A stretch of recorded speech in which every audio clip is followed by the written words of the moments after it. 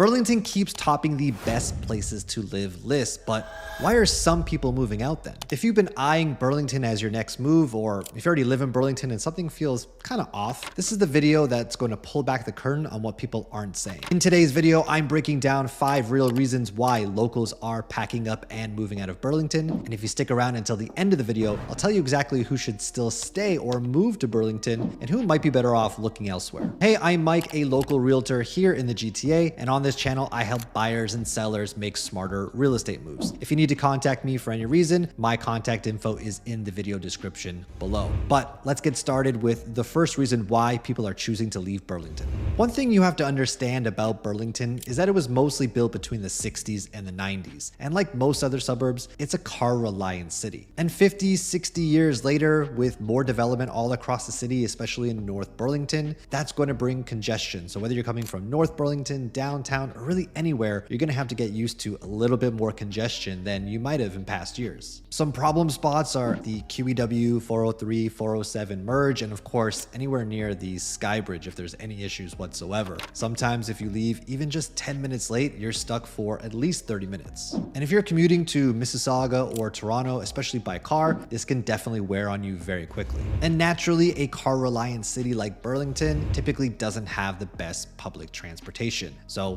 Burlington buses, usually they're pretty infrequent, between 30 to 60 minutes. Now, there are 3 GO stations within Burlington, but unless you live right near them, they're not really easy to get to. It's going to take you time to get on that bus and then transfer at that GO station to get anywhere else in the city. So this is not an easy place to get around if you just don't have a car. And while some pockets of Burlington are incredibly walkable, most of the city is not. And while Burlington has always been seen as an affordable alternative to Oakville, that gap is getting a lot smaller, especially over the last few years. For example, the median price of a detached home is now $1.4 million in Burlington. When you look at townhomes, the median price is $940,000. Even condo townhomes were now at $860,000.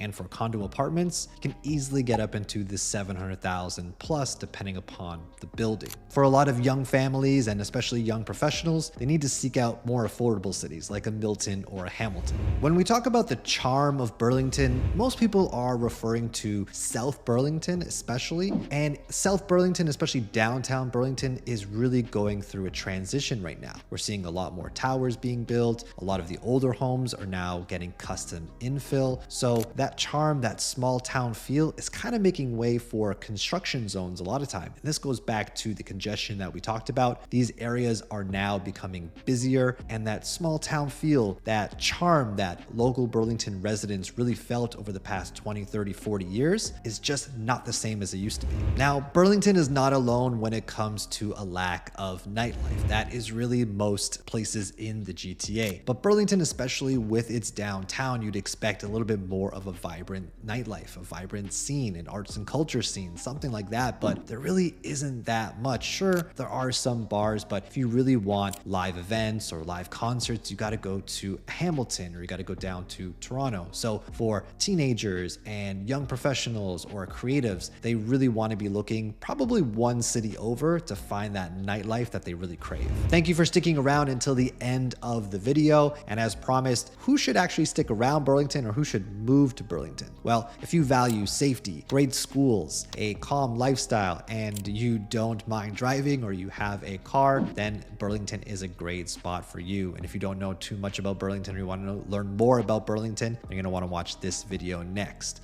But if you are still considering leaving Burlington or you're not sure if you should move to Burlington, well, in terms of affordability, nightlife, public transit, there's probably another city, just one city over, that's better for you. If you found this video helpful, hit the like button and subscribe below. And before you go, on this channel, we look at both sides of the story. So if you're still considering Burlington or want to know about the good side of Burlington, watch this video next. And before you go, drop a comment. I would love to hear from you, and I'll see you there.